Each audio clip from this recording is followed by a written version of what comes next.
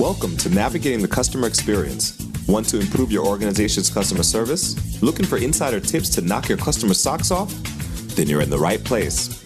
Here's your host, Yannick Grant. Welcome to Navigating the Customer Experience. On today's episode, our guest is Aaron Thompson. Aaron is the Chief Revenue Officer at SuccessCOACHING, the leading provider of customer success training and education.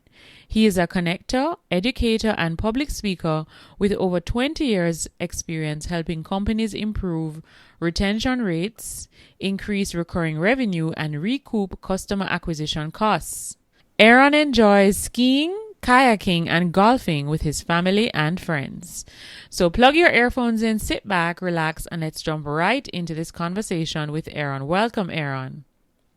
Thank you very much. I'm really happy to be here. Thanks for the opportunity to chat with you today. Great. So could you share with us a little bit about your journey? I know in your bio we kind of got a brief idea of who you are, but we always like to give our guests the opportunity to share in their own words a little bit about how they got to where they are today. Sure. Yeah, I'm happy to. So every job I've had my entire life has been customer facing. The first job I had was working at a health club, helping the members check in as they came in the front door and cleaning the club, etc. And I had a job all the way through high school, all the way through college, all customer facing in different regards, call centers, customer service, little retail here and there. And then about 36 years old, I think I was. I actually got laid off for the first time in my career, and I had been down a technical track as a software programmer. I had been an implementation consultant. I had been a trainer and instructional designer, and most recently was working in customer support at a SaaS company, and they laid off about 100 people. And for the first time, I found myself without a job, and I didn't know what I would do next. And so I started looking at other kind of pivots in my career and thought maybe I would go into a sales track. I looked back into kind of the technical side. And long story short, there was this company here in Portland, Oregon, where I'm based, that was looking for a new head of customer success that was going to be tasked with fixing the churn problem. See, they had a 40% year over year churn rate. And obviously that was preventing them from growing. And so they wanted to bring someone in to fix that hole in the bucket. And with my support background, I was able to get that job. And I tell this story when I do my classes now and my certifications in customer success. My first day as the head of customer success, I come in and again, I'm tasked with fixing this churn problem. And I think I know what customer success is at this point. And it's like support on steroids or, kind of account management 2.0, right? And I come in on day one as the head of CS and I think, well, you know what? I've never actually Googled what is customer success.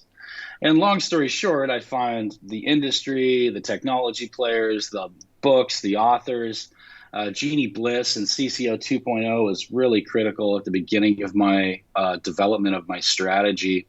And so in a 12-month window, I was able to go and create my own customer success strategy, implement that strategy at that company, and take a 40% churn rate down to 8% in 12 months by really doing some really foundational customer success practices and starting to really, do quote unquote customer success, not just customer support.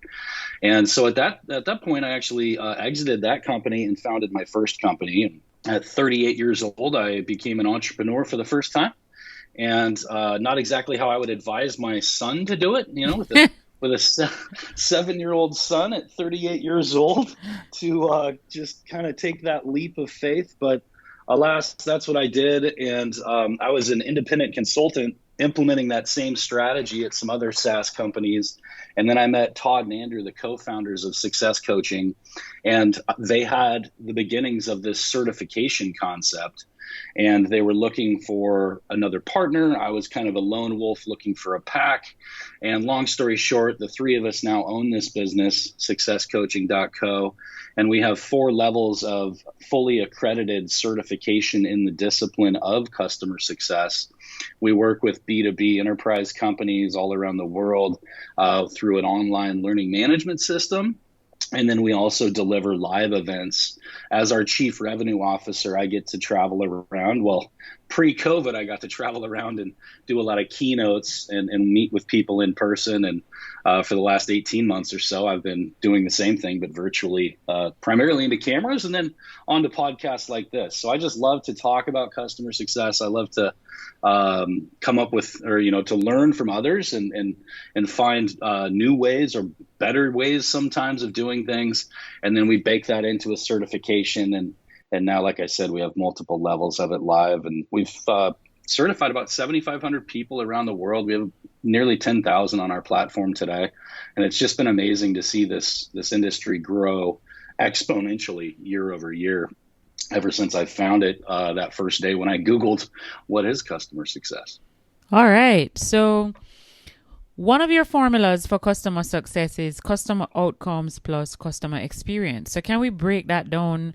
Tell us exactly what customer experience is and then what customer outcomes are, and maybe give us a practical example of that. Oh, yeah, absolutely. And I love that formula. When I found that formula, I thought, okay, I can understand this. Just as a consumer and as having 20 plus years working with customers, it broke it down into such a simplistic approach. I could wrap my head around it. But yeah, the customer's definition of success, and when I say customer, I mean human, and I mean holistic human who has a personal life and a professional life. And if we can impact them on the personal side in a positive way, by way of our professional relationship with them. So save them a little extra time and they can now get home earlier or get off Zoom earlier and spend some time with their family, will profoundly affect their holistic life in a positive way that transcends our value proposition and B2B relationship, et cetera.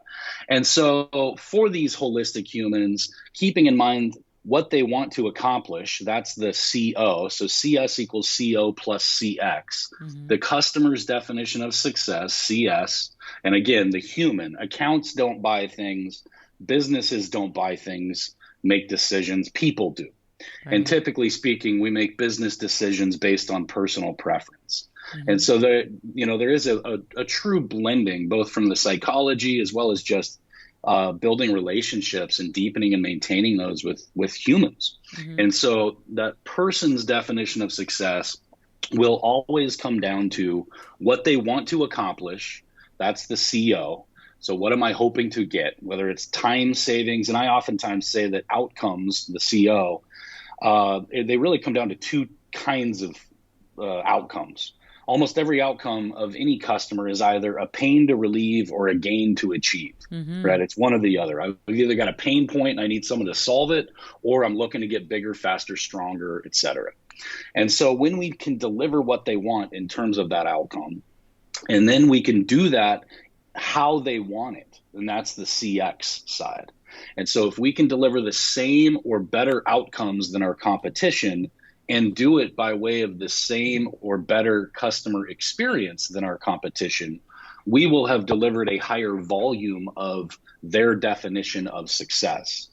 And so what that requires of us is to define what that definition looks like for that person. And it's going to be different for your executive stakeholder than your subject matter expert, than your end user, than your system administrator. All the different roles have different definitions of success, but our job as CSMs is to define what that is for them, deliver on that, and then demonstrate to them that we've done so. That's where business reviews and reporting and benchmark data, et cetera, comes out. And when we do all three of those, that then leads to renewal and expansion and advocacy from them. And this concept of a customer success qualified lead, which is net new business coming into our funnel by way of the customer asset, as opposed to just filling the top of the funnel in sort of typical marketing approaches. And so when we do all of this effectively, we can grow our business from the customer asset outwards. We can unlock exponential growth because our acquisition costs go way down and our customer lifetime value goes up, either through renewal, expansion, or, like I said, advocacy, which would be bringing us a net new lead because we've made their lives so wildly successful. Mm-hmm. And so that's kind of the definition. And that was when I found that was a big aha for me, because I thought I can wrap my head around this. I wasn't much of a math major growing up. And so to have a very simplistic CS equals CO plus CX, it allowed me to wrap my head around it and really start to use that as the North Star. And it's what we teach in our level 1 certification program as well. All right. So a lot has been happening globally as it relates to different businesses and different industries. And I'm sure it's become even more difficult to achieve customer success, because I do believe that COVID has caused the bar to be raised for customer experience, especially for those organizations where, there have been delays, or, I find a lot of companies sometimes are using COVID as an excuse as to why they're not delivering excellent service. So could you maybe share with us maybe one or two drivers that you think can help organizations to try and stay ahead of the curve as it relates to anything that may be impacting them as a result of the pandemic? Yeah, that's a really good point, actually. And I think you're absolutely right, Unique, when it comes to using COVID and quarantine and everything that happened in March of 2020 as almost a cop-out now.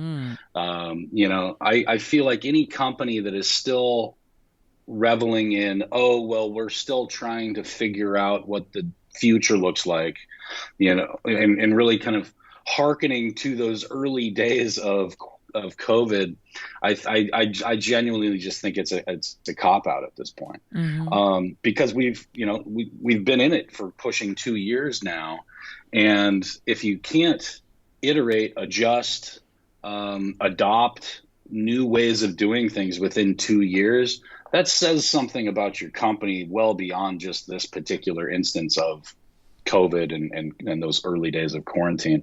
But the good companies, the agile companies, and I see this all the time. I watch Shark Tank a lot, being an entrepreneur. I love that show. And entrepreneur after entrepreneur comes onto the carpet and tells their story about brick and mortar, this kind of product, direct to consumer, and then immediately having to shift and do that digital transformation to be completely digital because there was no other way to sell their products. And many of them were able to thrive in that scenario because of their ability to iterate and adopt. I think it's probably trickier. I don't know if it's easier or harder for an early stage versus a later stage company, because you have more resources later stage, of course, as well. But I think that's the key, is really making that digital transformation over to direct to consumer, if that's your business model. And if it's B2B, you still had to make a digital transformation. I'm not going to be flying and taking you to dinner and doing a business review in a boardroom with you. I'm going to do it on Zoom, and becoming adept at that and really being able to pivot into that. Like our business, we had the same problem. I was actually in London on March 12th, 2020, speaking at a customer conference. I mean, it was crazy. And I'm flying from Seattle to London, and then I'm going to do a keynote in London and a level 1 certification while I'm there. And then I'm going to hit New York City on my way back for a level 1 certification. And then I'm going to come home to Portland, where I live. And as I'm getting on the plane from Seattle to London, this is March 9th. That's probably more like March 7th of 2020. My contact in New York emails me and says, "I'm sorry, we have to cancel the event because we just can't host people in one place." And I thought, this is crazy. Like, what are you talking about? Okay, this is nuts. What do you mean you can't bring people together? Like this, I mean, it's just insane, And so I said, all right. And I get on the plane from Seattle to London now without needing to stop in New York on my way home. So I didn't have a direct flight back yet. And I'll always remember this Instagram post I made that day, where it was the weirdest feeling to get on a plane headed out of country during a global pandemic without a return flight figured out yet. It was completely insane. And so I go and I do the London event, and about 25% of the attendees for this customer conference in London, about 25% actually came. 75% of them, their company said you can't go. A lot of the speakers had to pivot to a Zoom delivery. The conference company, Congress Geeks out of Israel, did an amazing job of pivoting so that the speakers could do it virtually and on Zoom. But I was there anyway, and so I went ahead and did it. And on March 13th, I flew home, and we had on Monday, the following Monday, so the 13th was the Friday, was when I was supposed to do my New York event. And I immediately just pivoted to a virtual delivery. And we sent everybody a Zoom link and said, all right, well, you're home now. I'm home. Let's see how this goes. And now here we are 18 months later. That's how we will do it forever now, because I no longer have to take the time out of office to travel. I no longer have to find people in one given city. I can sell tickets around the world for any given event. We actually get more attendance and have lower overhead for our business. And so our margins went up, and it's a delivery mode that we will forever do now. It's not to say I'm not going to pick and choose different places to go in person, but we had to do that on a dime. And luckily we were uniquely positioned, I think, to be able to make that digital transformation literally overnight. Right. And not every company could do that. But I think there's a lot of companies that have just used it as a cop-out and haven't adopted this new world and kind of keep waiting for things to, quote, go back to normal, as opposed to understanding that this is the new normal and then using this to actually improve their customer experience and ultimately their customer success. And just one more point on this, the difference between customer experience and customer success in that formula, obviously the CX is part of the CS formula, but how I like to think of it, and I did a keynote actually not very long ago on this. The customer experience is about the journey. It's about everything they do from the top of your funnel in marketing through the sales channels to everything with onboarding and optimization and renewals, procurement, how easy it is to pay you, et cetera, et cetera, et cetera. All of the things of the journey from soup to nuts, from start to finish, that's CX. It's all about the journey. Customer success is about the destination. It's about, did we get you what you want, how you want it? And that how you want it is the CX side. And so I think a lot of companies haven't focused on that journey well enough and said, all right, now that we live in this COVID world, what can we do? How can we differentiate ourselves from a customer experience perspective while still delivering the same or better outcomes than our competition? Iterating on the CX side is what ultimately creates the winners coming out of this pandemic. And then, what I don't like to say losers, but the not winners coming out of the pandemic. And so, I think that's a really good point and a good question. And I know that's a very long answer, but I think at this point, if you haven't adopted or you're not in the process of adopting to this new life, this new way the world works, you're not going to succeed maybe how you did before the pandemic, and certainly not as well as the competition if they are able to iterate and adopt this new way of life better. Brilliant. All right. Thank you for sharing. Now, Aaron, could you share with us what's the one online resource, tool, website, or app that you absolutely can't live without in your business? Oh, man, that's a good question. A new online tool or app? I mean, so much of our business is online. We have our learning management system, and that's obviously where we make revenue, is selling access to that for people to become certified. The typical collaboration tools are very critical in our business.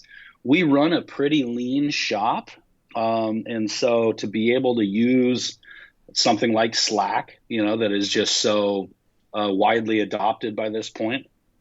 Zoom, I think, would probably be one that I would be chagrined to not include, because I'm on it almost all day long now. There's this new product actually that's super fascinating, and we're going to be rolling this out as part of our live virtual events. It's called Class, and it's built on top of Zoom, but it creates a true classroom experience, but virtually. Okay. And so there's a ton of functionality in there that and we're just getting started. We're looking to roll this out for our business in Q1, probably mid-Jan. But that's one that's actually really intriguing. You talk about a company that's been built in the pandemic. These founders, similar to Rocket Lane, these founders saw an opportunity. They saw this pandemic as an opportunity not to take advantage of people, but to capitalize on in a positive way. There's new pain points, there's new outcomes that people are going to have out there. How can we deliver those outcomes in a enjoyable, frictionless, customer-centric experience? And they can start to build and grow, and just like Rocket Lane, go to market as part of just in the last 18 months. They went from not existing to now they're in the market because of this shift in this digital transformation. Right. Class is a similar approach. I mean, it's so super impressive to me as an entrepreneur when people can see that pain, see that opportunity, that window, and just jump at it.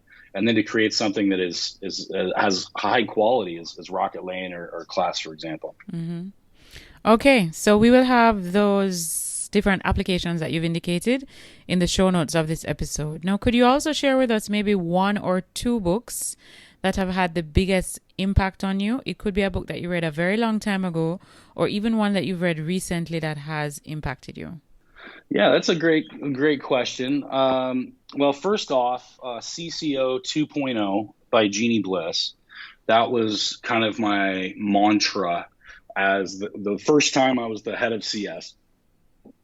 When I did that Googling and I thought I knew what I was talking about and realized I don't know what customer success is, I better learn.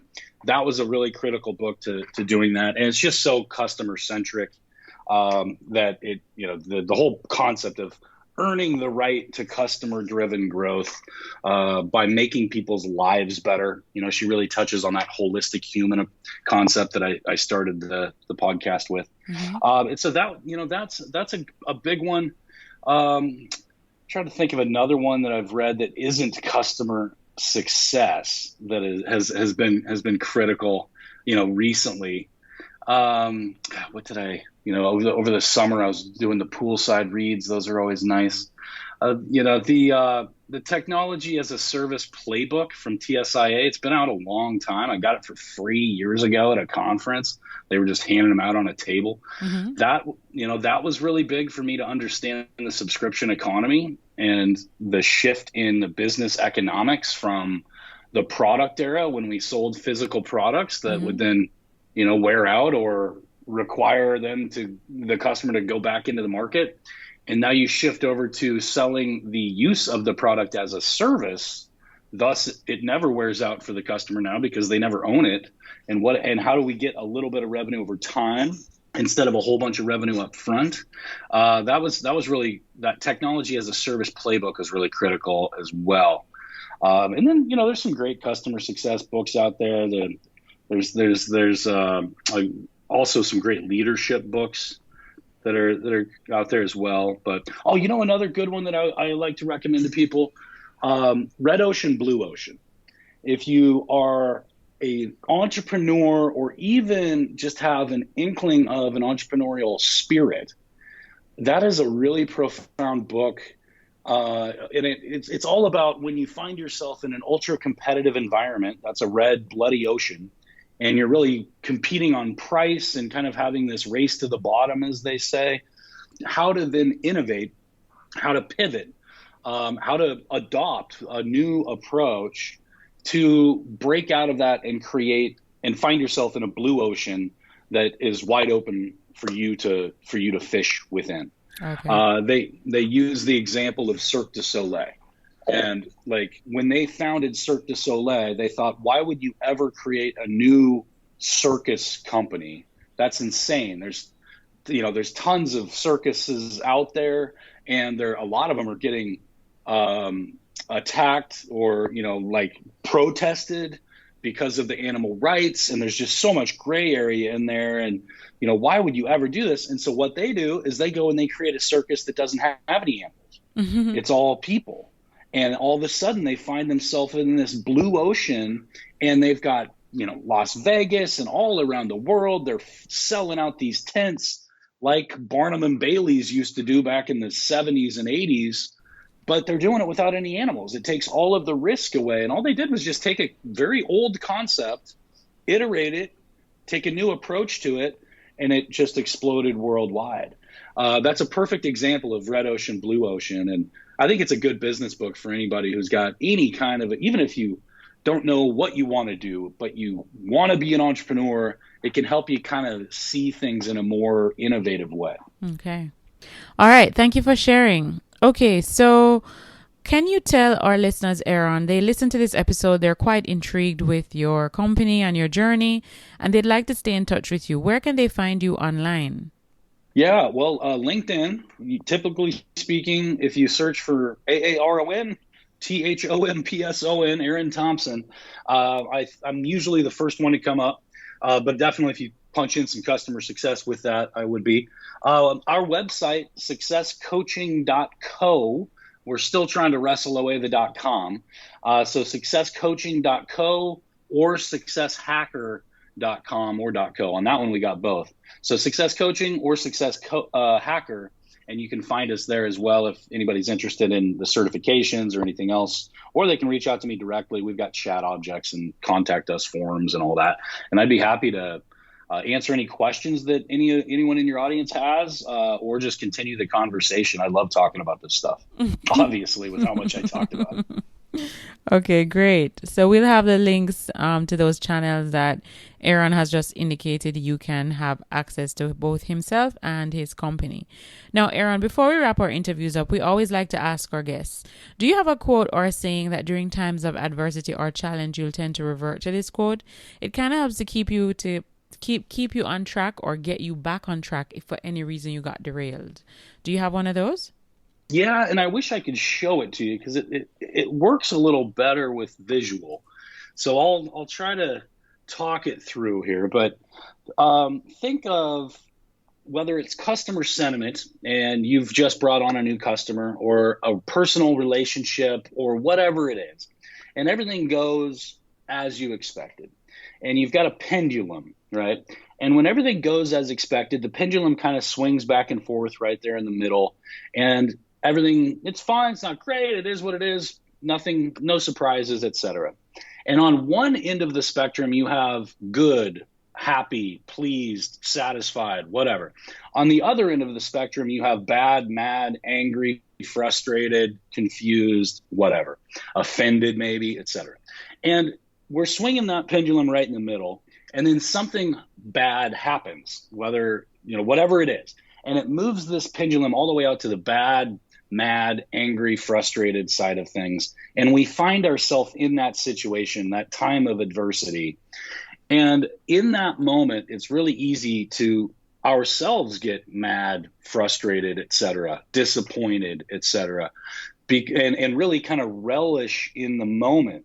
And what I try to do is to remind myself that now I have the opportunity to create enough momentum with that pendulum that I can move it onto the good, happy, pleased side to a degree that I never could have had I not found myself on the bad side.